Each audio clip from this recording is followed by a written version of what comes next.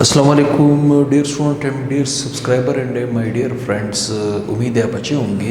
आपके रोज़े शरीफ अच्छे गुजर चुके होंगे और ईद भी आपकी अच्छी गुजर चुकी होगी। अब मैं फिर आपसे आपकी खिदमत में हाजिर हूँ नए लेक्चर के साथ, नए चैप्टर के इंट्रोडक्शन के साथ। चैप्टर कौन सा है? चैप्टर नंबर 8 है, जिसका नाम है acid base and salts. Acid base and salts. मैं इस चैप्टर का भी आपको इंट्रोडक्शन करके दूंगा। मैंने आपसे कहा था वोटिंग चल रही है, हर एक चैप्टर के इंट्रोडक्शन पे वोटिंग चल रही है। जिस चैप्टर के इंट्रोडक्शन पे मुझे ज़्यादा कमेंट्स आएंगे, ज़्यादा लाइक्स आएंगे, ज़्यादा सब्सक्राइबर मिलेंगे, मैं उसी चैप्टर को A to Z आपको करवा के दूंगा। तो हर एक चैप्टर का इंट्रोडक्शन आपको हर जुमेरात की शाम 7:30 बजे और हर इतवार की शाम 7:30 बजे आ रहा है। तो काइंडली उसे फोकस करें। जो इस चैप्टर में आप कमज़ोर हो, जिसमें आप वीकनेस फील कर रहे हो, जिसमें आप टीचर की ज़रूरत फील कर रहे हो, तो आप उस चैप्टर का डिमांड पेश करें। मैं इंशाल्लाह आपके चैप्टर को आपके लिए आसान कर दूंगा। देखिए चैप्टर बहुत आसान है, एसिड बेस एंड साल्ट। इस चैप्टर के अंदर हमने एसिड और बेस के ऊपर जो 3 थ्योरियां पेश हुई है, जैसे पहली थ्योरी है आर्रीनियस थ्योरी, दूसरी है लॉरी एंड ब्रोस्टेड कॉन्सेप्ट, तीसरा है Lewis concept of acid and base. ठीक, मतलब 3 साइंटिस्ट 3 मुख्तलिफ थ्योरियाँ एसिड बेस के ऊपर, 3 मुख्तलिफ नज़रिए एसिड बेस के ऊपर पेश हुए हैं। हम उन तमाम नज़रियों को 1 बाय 1 करके एक दूसरे से अलग भी करेंगे और उसको समझेंगे भी। कोई भी नज़रिया गलत नहीं है, हाँ उसकी लिमिटेशन होगी। क्या होगी? लिमिटेशन। कुछ हद तक एक कानून काम करेगा, कुछ हद तक आप दूसरे कानून की मदद लोगे, कुछ हद तक आप तीसरे कानून की मदद लोगे। खैर वो तो लेटर ऑन किस्सा है। अब तो फिलहाल मैं जस्ट इंट्रोडक्शन कर रहा हूँ। तो जब स्टार्ट में कोई थ्योरी पेश नहीं हुई थी, आर्रीनियस नहीं आया था, लॉरी ब्रोस्टेड नहीं आया था, लेविस नहीं आया था, तो लोग एसिड और बेस को पहले ज़माने में भी क्लासिफाई करते थे उनकी प्रॉपर्टीज़ को देखते हुए। कैसे प्रॉपर्टीज़ को देखते हुए? Acid base were first recognised, पहले वो रिकग्नाइज किए जाते थे, पहचाने जाते थे बाय देयर कैरेक्टरिस्टिक प्रॉपर्टीज़। अपनी मखसूस खसूसियत की बुनियाद पर एसिड और बेस पहचाने जाते थे। उस ज़माने में कोई थ्योरी पेश नहीं हुई थी, ना आर्रीनियस आया था, ना लॉरी ब्रोस्टेड आया था, ना लेविस आया था। ठीक, तो पहले ज़माने में लोग एसिड और बेस को कैसे जानते थे? एसिड को, ये जो एसिड का लफ्ज़ है तो अंग्रेज़ और हम पाकिस्तानी कहते हैं। ठीक, ये लातीनी ज़बान एसिडस से निकला है। किससे निकला है? एसिडस। एसिडस का मतलब क्या है? श्योर। श्योर किसे कहते हैं? तुर्श। ठीक, बखूबी जानते हो आप तुर्श किस तरह का टेस्ट होता है। ठीक, और ये जो बेस है, बेस का मतलब है बिटर। जो बिटर इन टेस्ट में, बिटर टेस्ट का मतलब क्या है? तल्ख। मतलब बेस आपके पास असल में होता है बिटर, और बिटर का मतलब क्या है? तल्ख। एक है तुर्श, दूसरा है तल्ख। ठीक, इस बुनियाद पे हम एसिड और बेस को जाना करते थे जब कोई साइंटिस्ट नहीं आया था, किसी ने थ्योरी पेश नहीं की थी। ठीक, तो उस ज़माने में, पहले ज़माने में जब कोई थ्योरी पेश नहीं हुई थी, एसिड के बारे में लोगों का क्या ख्याल था? The compound whose water solution taste is better. ऐसा कंपाउंड जिसको आप पानी में डाल के जो सोल्यूशन बनेगा, उस सोल्यूशन का टेस्ट अगर श्योर हो, श्योर टेस्ट का मतलब क्या है? जो तुर्श हो। क्या हो? तुर्श हो। ठीक, जिस पानी का टेस्ट तुर्श होगा, श्योर होगा, आप उस कंपाउंड, उस वाटर का जो सोल्यूशन होगा, उस सोल्यूशन को आप क्या कहोगे? Acidic solution. ठीक, इसी तरह base, the compound that taste is bitter feel slippery touch in aqueous solution, या इन वाटर सोल्यूशन भी कह सकते हो। The compound that taste in water solution, that test in water solution, the compound that test in water solution is bitter, तल्खो। ठीक, मतलब बिल्कुल ही आपको suit ना करे, वारा ना खाए। फील स्लिपरी टच, और ऐसा सोल्यूशन या ऐसा वाटर वाला सोल्यूशन जिसे आप हाथ में पकड़ोगे तो आपका हाथ ऐसे फिसलन सा महसूस करेगा, स्लीपरी टच होगा। जिसका टच आपके पास स्लीपरी टच हो, जिसका टेस्ट आपके पास बिटर हो, तल्ख हो, तो ऐसा एक वो सोल्यूशन आपके पास क्या कहलाया जाता था पहले ज़माने में? बेस। ठीक, दूसरा point, turn blue litmus red, मतलब एसिड का जो सोल्यूशन होगा उसके अंदर अगर आप ब्लू लिटमस पेपर डालोगे तो क्या हो जाएगा, रेड। और बेस का जो सोल्यूशन होगा जिसमें रेड लिटमस पेपर डालोगे तो क्या हो जाएगा, ब्लू। अब गौर से सुनिए, यहां पे हमारे पास दो तरह के पॉइंट्स आ जाते हैं। पेपर क्या आ जाता है, पेपर, ठीक। पेपर दो टाइप्स के हैं, ठीक। एक होता है लिटमस पेपर, एक होता है पीएच पेपर। ये हम आगे जाके डिटेल से डिस्कस करेंगे, ठीक। ये जो लिटमस पेपर है ये दो कलर में अवेलेबल है। एक कलर होता है रेड लिटमस पेपर, ठीक। दूसरा कलर होता है इसी पेपर का ब्लू लिटमस पेपर। मतलब लिटमस पेपर आपके पास दो कलर में अवेलेबल होगा, रेड लिटमस पेपर और ब्लू लिटमस पेपर। लेकिन ये जो आपके पास पीएच पेपर है, ये पेपर जनाब कलरलेस पेपर है। ये क्या है, कलरलेस पेपर। या you can say white in colour, या you can say white in colour, white in colour. Colourless मैंने क्यों कहा, क्योंकि आपके पास टोटल कायनात में 7 कलर्स पाए जाते हैं। VIBGYOR, violet, indigo, blue, green, yellow, orange, red, ये कलर होते हैं। ये जो व्हाइट कलर है, ब्लैक है, ये कलर का हिस्सा नहीं है। इसीलिए मैंने इस पीएच पेपर को कहा कलरलेस पेपर, या यू कैन से white in colour. White colour नहीं है, व्हाइट कलर नहीं। व्हाइट वो होता है जो सारे कलरों को रिफ्लेक्ट कर दे, ब्लैक वो होता है जो सारे कलरों को एब्जॉर्ब कर दे। फिजिक्स में आप लोगों ने एक बखूबी पढ़ा होगा। कहने का क्या मतलब है, आप गौर से सुने। सबसे पहले ये लिटमस पेपर आया था मार्केट में, उसके बाद पीएच पेपर आया था, ठीक। अच्छा, लिटमस पेपर सिर्फ आइडेंटिफिकेशन करके देता है आपको कि सोल्यूशन एसिडिक है या बेसिक। ये जस्ट आपके पास क्या करता है, आइडेंटिफिकेशन करता है, आइडेंटिफिकेशन करता है whether the solution is acidic या बेसिक, ठीक। मतलब ये जो पेपर है ये आपको सिर्फ आइडेंटिफिकेशन करके देता है कि सॉल्यूशन एसिडिक है या बेसिक है। ये आपको ये नहीं बता सकता कि एक एसिड कितना स्ट्रॉन्ग एसिड है, कितना वीक है, कितना स्ट्रॉन्ग बेस है, कितना वीक है। सिर्फ ये बता सकता है कि ये सॉल्यूशन एसिड है या बेस है। इतना नहीं बता सकता कि एसिड है कितना स्ट्रॉन्ग है, कितना वीक है, बेस है कितना स्ट्रॉन्ग है, कितना वीक है, ये नहीं बता सकता। जबकि ये जो पीएच पेपर है ये आपको स्ट्रेंथ बताता है, strength of acid and base. कहने का क्या मतलब है, स्ट्रेंथ का मतलब है शिद्दत बताता है ये पेपर, ये सुपीरियर है, ये मॉडर्न मेथड की तहत आया है। और ये क्लासिकल मेथड है, ये मॉडर्न मेथड है, ये क्लासिकल पुराना मेथड है।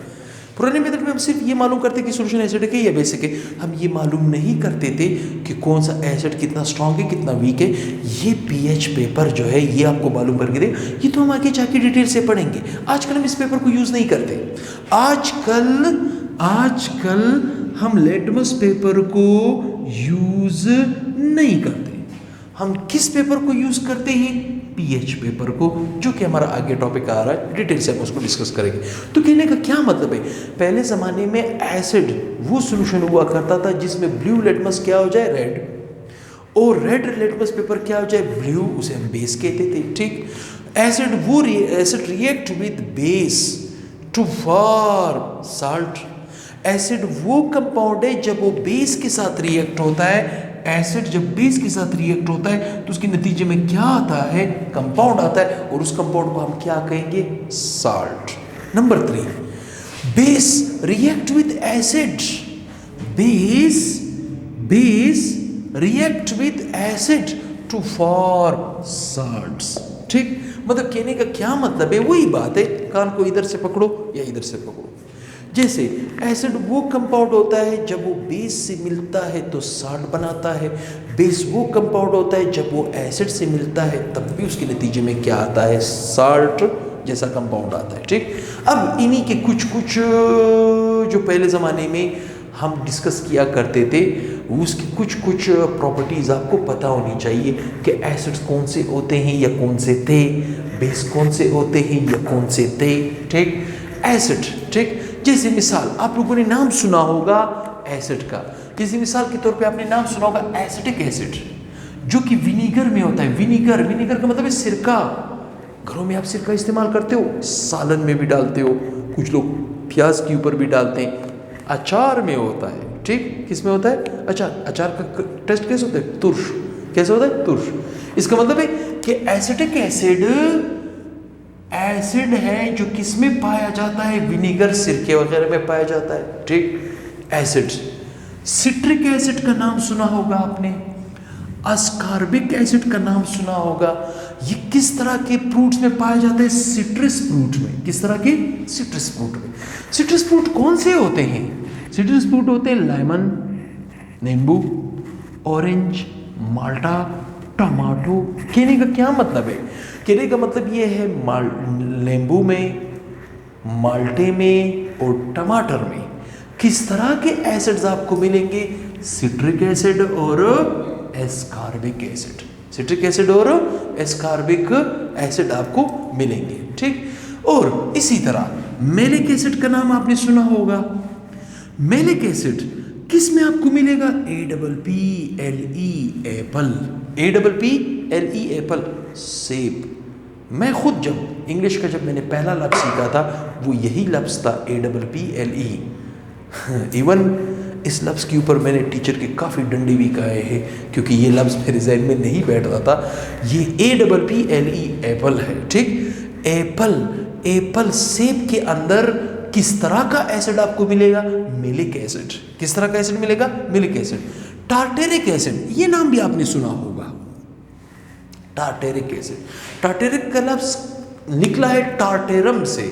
टार्टेरम का मतलब है अंगूर, ग्रेप्स। ठीक, क्या चीज़? ग्रेप्स।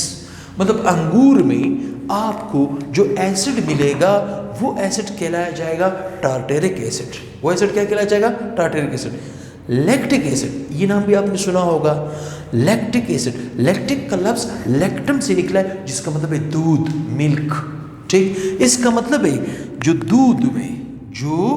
दूध में आपको एसिड मिलेगा उसका नाम क्या है?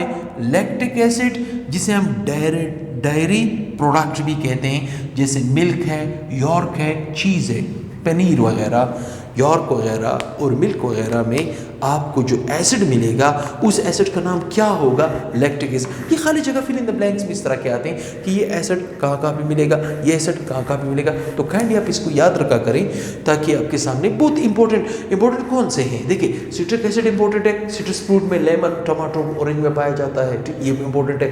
एसिटिक एसिड विनीगर में पाया जाता है। ठीक, टार्टेरिक एसिड ग्रेप्स में पाया जाता है, अंगूर में पाया जाता है। लैक्टिक एसिड मिल्क में पाया जाता है।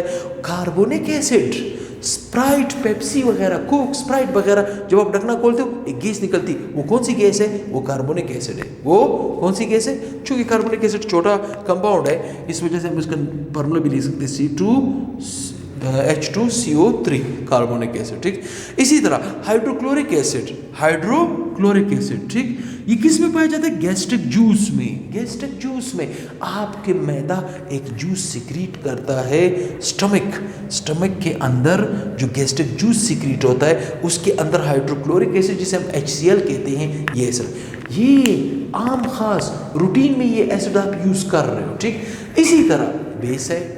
ठीक, बेस कौन कौन सा? सोडियम हाइड्रोक्साइड, सोप और डिटर्जेंट्स वगैरह में होता है। ये जो आपके पास साबुन है, चाहे आप गुसल वाला साबुन लेते हो या आप कपड़े धोने वाला साबुन लेते हो, साबुन किससे बनता है? सोडियम हाइड्रोक्साइड से बनता है।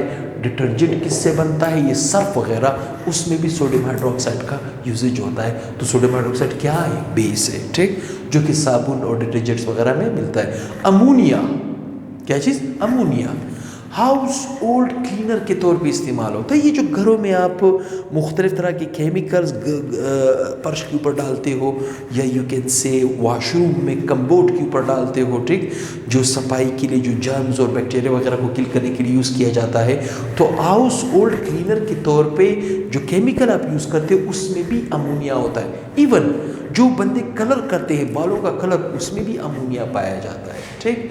तो ये भी थोड़ा सा कॉमन किस्सा है, ये भी थोड़ा सा कॉमन किस्सा है। फिर इसके बाद है मिल्क ऑफ मैग्नीशिया। ये नाम सुना होगा आप लोगों ने, मिल्क ऑफ मैग्नीशिया। ये एंट एसिड के तौर पे इस्तेमाल होता है। एंट एसिड के तौर एंट एसिड का मतलब क्या है? एंट एसिड का मतलब क्या है? वो कंपाउंड जो एसिड के अगेंस्ट काम करे, जो एसिड के अगेंस्ट काम करे। जैसे मिसाल के तौर पे आप रूटीन में कहते हैं मेरे मैदे के अंदर एसिडिटी पैदा हो गई, मतलब मुझे चीज़ मज़ा नहीं देती, खाना मुझे मज़ा नहीं देता। या यू कैन से जो मैदे के अंदर एसिडिटी तेज़ाबियत बढ़ती है, तो फिर आप एक दवाई इस्तेमाल करते हो। उस दवाई के अंदर सस्पेंशन पाउडर किस्म का होता है। उस सस्पेंशन के अंदर क्या होता है? Milk of magnesia, magnesium hydroxide. जब कभी बच्चे का पेट ख़राब हो जाता है तो उसे भी जब दवाई दी जाती है, उसके अंदर भी मैग्नीशियम हाइड्रोक्साइड होता है, जो कि एंट एसिड के तौर पर काम करता है। जब आपकी तेज़ाबियत बढ़ जाए तो बेस हम डालते हैं ताकि वो न्यूट्राइज होके साल्ट बनाए, ताकि वो न्यूट्राइज होके साल्ट, तो एंट एसिड के तौर पर इस्तेमाल होता है। एल्यूमिनियम हाइड्रोक्साइड, सोडियम बाइकार्बोनेट, ये भी एंट एसिड के तौर पे इस्तेमाल होता है। मतलब उन दवाइयों में इस्तेमाल होता है जब आपकी जिस्म में तेज़ाबियत बढ़ जाए, तो उस तेज़ाबियत को वापस से न्यूट्रलाइज करने के लिए, हम एसिड को न्यूट्रलाइज करने के लिए हम अक्सर क्या इस्तेमाल करते हैं? बेस वगैरह का यूजेज करते हैं, ठीक। इसी तरह सोडियम कार्बोनेट है, जिसे हम रूटीन में कहते हैं वॉशिंग सोडा। क्या कहते हैं? Washing soda. क्या कहते हैं? Washing soda. खाने वाला धोने वाला सोडा। मुख्तलिफ तरह के आप डिटर्जेंट्स वगैरह इस्तेमाल करते हो, उसके अंदर हमारे पास सोडियम कार्बोनेट होता है, जिसे हम वॉशिंग सोडा वगैरह कहते हैं। तो उम्मीद करता हूँ ये तो जस्ट इंट्रोडक्शन था, अभी तो मेरी थ्योरी शुरू ही नहीं की थी। आर्हेनियस थ्योरी, लोरी ब्रोंस्टेड कॉन्सेप्ट और लेविस वगैरह। किसी ने स्क्रीनशॉट लेना हो तो वो गालिबन इस स्क्रीनशॉट को ले चुका होगा या ले सकता है, वो स्क्रीनशॉट ले, ठीक। गालिबन स्क्रीनशॉट हो चुका है, ठीक। तो अगर ये चैप्टर आपको पसंद है, इस चैप्टर में आप वीकनेस फील कर रहे हो, इस चैप्टर में आप नॉलेज गेन करना चाहते हो, तो इस चैप्टर के इस लेक्चर पे आपके ज़्यादा से ज़्यादा कमेंट्स आने चाहिए, ज़्यादा से ज़्यादा लाइक्स आना चाहिए, ज़्यादा से ज़्यादा सब्सक्राइबर आप इस चैप्टर के अंदर लाओगे, तो जिस चैप्टर का ज़्यादा डिमांड होगा, मेरा वादा रहा, मैं उस चैप्टर को आपके लिए बड़ा ही आसान कर दूंगा। जैसे मैंने स्टॉकियोमेट्रिक कैलकुलेशन को A to Z with complete exercise 36 lecture में ख़त्म करके दिया, तो इसी तरह चाहे वो चैप्टर 50 लेक्चर क्यों ना ले, चाहे वो चैप्टर 20 लेक्चर क्यों ना ले, ये मेरा वादा है, मैं उसे A to Z आपको करके दूंगा। लेकिन डिमांड, पब्लिक की डिमांड, जब पब्लिक की डिमांड किसी भी चैप्टर पे ज़्यादा आएगी, मैं उसी चैप्टर को प्रोसेस करूँगा। तो नेक्स्ट लेक्चर के साथ बहुत ही जल्द हाजिर होऊंगा। दुआ में याद रखें, चैनल को ज़्यादा से ज़्यादा शेयर करें, सब्सक्राइब करें, क्वेटा साइंस एकेडमी के नाम से अपने दोस्तों को मशवरा दें। इससे बेहतरीन चैनल आपको कोई नहीं मिलेगा जो आपको सीक्वेंस वाइज आपको फर्स्ट ईयर और सेकेंड ईयर का कोर्स करवाने की कोशिश कर रहे हैं। अल्लाह हाफिज़।